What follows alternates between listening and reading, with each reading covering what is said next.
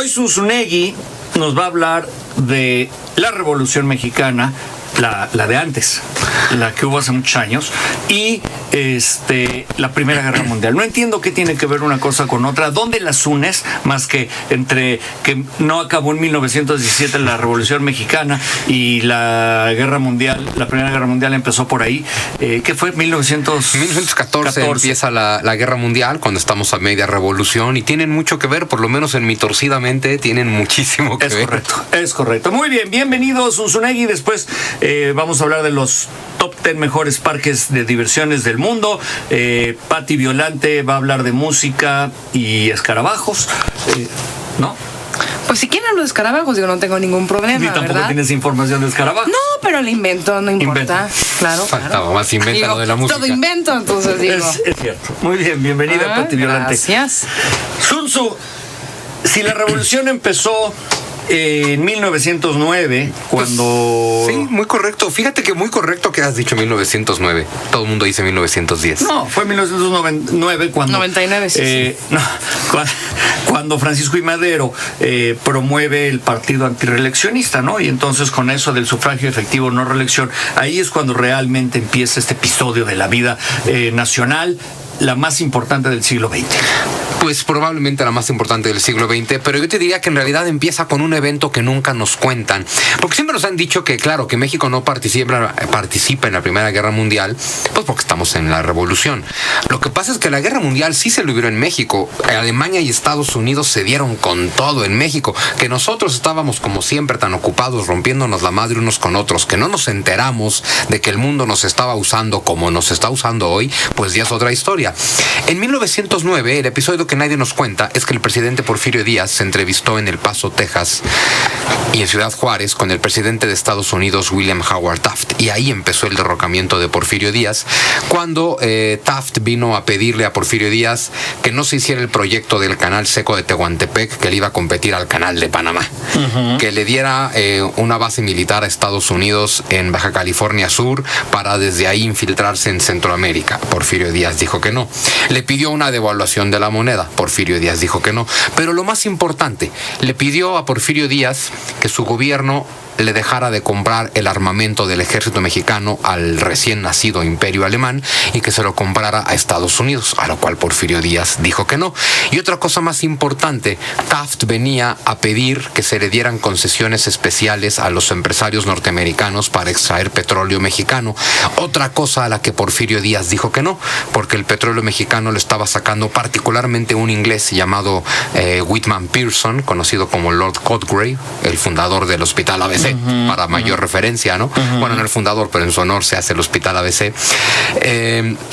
Es decir, que en México lo que hay que entender, desde 1909 hay un conflicto de las potencias del mundo por quedarse con el petróleo. Sobre todo porque el Imperio Alemán, que nació en 1871, para 1910, cuando empieza la Revolución Mexicana, ya era la primer potencia de Europa y ya era visto por una amenaza como por el Imperio Británico. Entonces, mira, la Revolución Mexicana empieza para mí cuando, con armas y apoyo y logística norteamericana, Francisco I. Madero comienza el derrocamiento de Porfirio Díaz. Y hay que decirlo, con armas norteamericanas, con apoyo norteamericano, y los norteamericanos no regalan nada. Claro, después a Madero se le estaba cayendo el país en pedazos y los propios norteamericanos se encargaron de quitarlo. Pero otro episodio que nunca nos cuentan. 1912, no ocurrió en México, sino en Europa. Cuando Winston Churchill era todavía Lord del Almirantazgo, es decir, el principal responsable de la Marina Británica, en 1912 Churchill pidió que se le duplicara el presupuesto de guerra para hacerle frente a la amenaza alemana. Pero estamos en 1912. En teoría no hay una amenaza alemana. En teoría estamos en paz, porque nos dicen que la guerra empezó hasta 1914 y que empezó porque mataron al archiduque de Austria. Pero hay que entender que Alemania e Inglaterra se venían peleando desde el mismísimo año en que nació Alemania, 1871. Se están disputando colonias por todo el mundo y se están peleando el petróleo. Alemania fue el primer país europeo y del mundo que cambió toda su flota, que se basaba en motores de carbón, por una flota que se basaba en motores de petróleo. Y entonces Churchill pidió hacer lo mismo en Inglaterra. El detalle es que en aquella época todavía no descubrían el petróleo de Inglaterra, del Mar del Norte. Entonces Inglaterra no tenía petróleo y Alemania no tenía petróleo. Y estaban haciendo las flotas más poderosas del mundo con base en petróleo, lo cual quiere decir que ambos países tenían que pelearse el petróleo del resto del mundo, que en ese entonces era o el petróleo de Mesopotamia, que era del Imperio Turco, que era aliado del Imperio Alemán, aunque los empresarios que sacaban del petróleo eran ingleses. Y la otra gran fuente de petróleo de aquella época era nada más y nada menos que el petróleo mexicano, por lo cual Inglaterra, que ya tenía aquí a Whitman Pearson, tiene propiedad de nuestro petróleo, los alemanes quieren venir a explotar petróleo mexicano, los norteamericanos quieren venir a explotar petróleo mexicano, el presidente Porfirio Díaz tiene 80 años y entonces empiezan a moverse las piezas para derrocarlo y poner en el poder a un presidente a modo. Los norteamericanos lo intentaron primero con Francisco Madero y luego con Venustiano Carranza, mientras que los alemanes siempre le dieron su apoyo a Victoriano Huerta. Lo demás, los mexicanos peleándose todos contra todos por diferentes ideas y tendencias políticas, es lo que hemos hecho siempre durante 200 años, dejarnos ser los títeres del mundo. Entonces ahí estamos nosotros peleándonos. ¿Por qué nos dices tan feo? Pues porque llevamos 200 años siéndolo y no nos damos cuenta. Y entonces, pero hoy, ¿quién según tú maneja las riendas?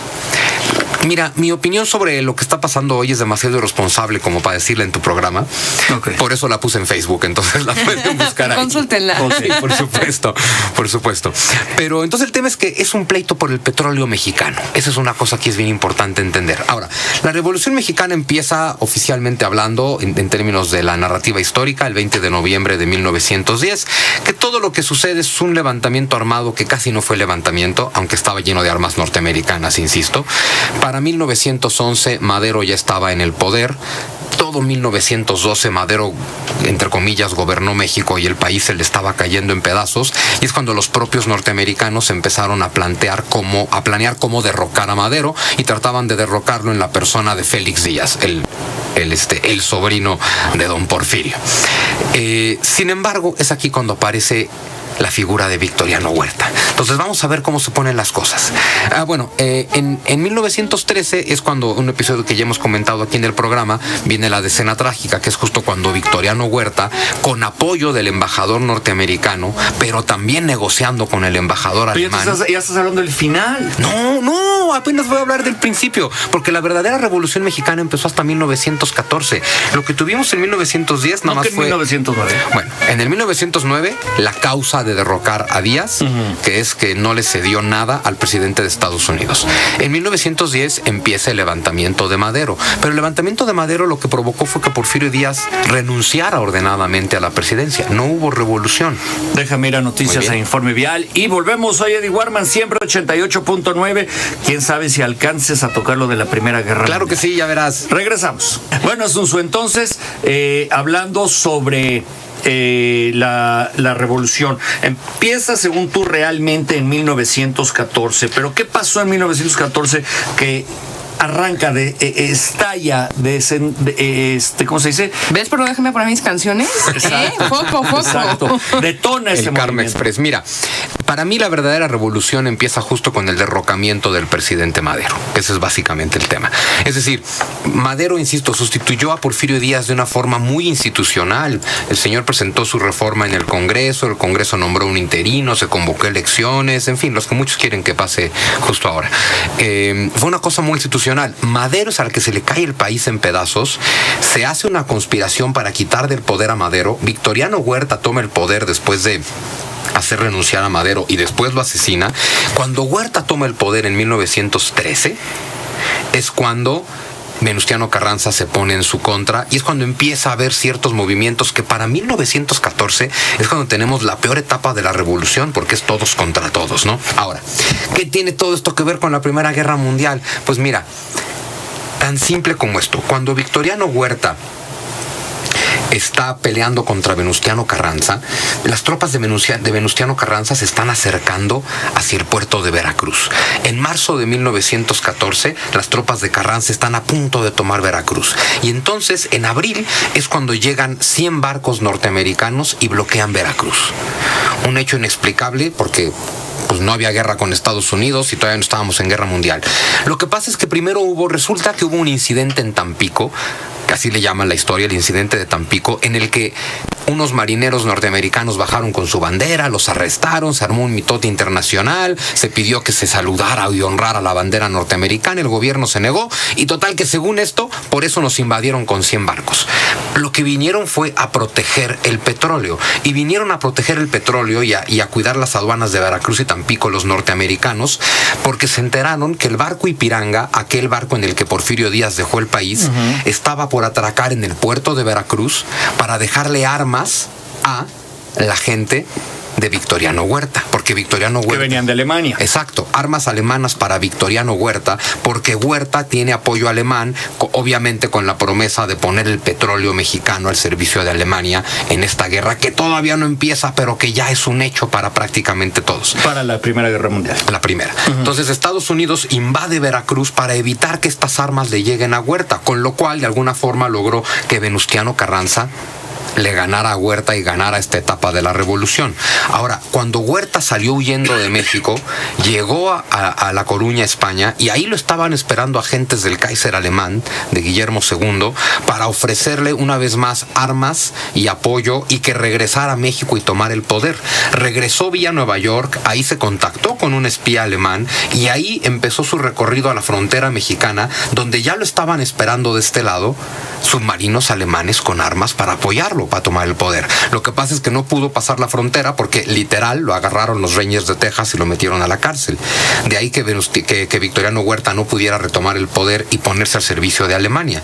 Pero entonces aparece un episodio más, cuando otro espía alemán, Felix Sommerfeld, infiltrado en las filas de Pancho Villa, es el que va a convencer a Pancho Villa, porque es uno de sus asesores, de que ejecute a 25 norteamericanos en territorio mexicano para provocar una guerra contra Estados Unidos.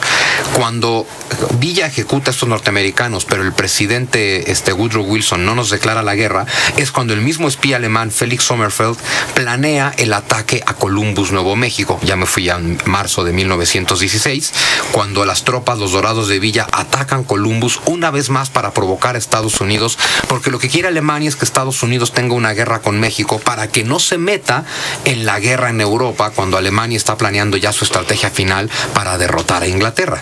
Y todavía hubo un episodio más en el que Alemania trató de interferir en la política mexicana cuando en 1917 le mandan a Venustiano Carranza el famosísimo telegrama Zimmermann, en el que le piden o le ofrecen que México entre a la guerra del lado de Alemania y junto al imperio japonés para invadir Estados Unidos. Pero el tema es entender que detrás de todo esto lo único que está es el magnate de aquella época, Whitman Pearson, inglés, que ya domina el petróleo mexicano, más la competencia entre Rockefeller, que quiere dominar el petróleo mexicano también, y el imperio alemán, que necesita el petróleo mexicano para poder hacer su guerra, porque tienen la mejor flota del mundo, pero toda su flota funciona con petróleo, y el petróleo del imperio turco no está fluyendo como debe, porque los ingleses tienen guerra en el imperio turco, los alemanes necesitan el petróleo mexicano, y por eso mucho se habla de que detrás de la Revolución Mexicana estuvo lleno de espías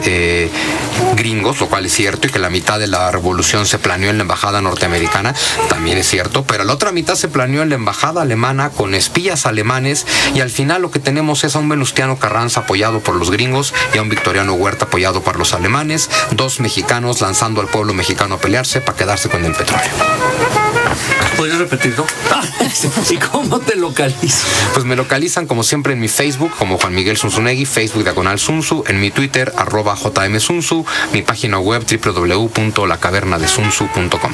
Y todo esto lo va a ver usted en el canal de televisión de Eddie Warman TV, que ya tiene un nuevo formato, una nueva fisonomía y, claro, un nuevo diseño. Vamos a noticias e informe vial y volvemos. Soy Eddie Warman para hablarle de los top 10 parques de diversiones en el mundo.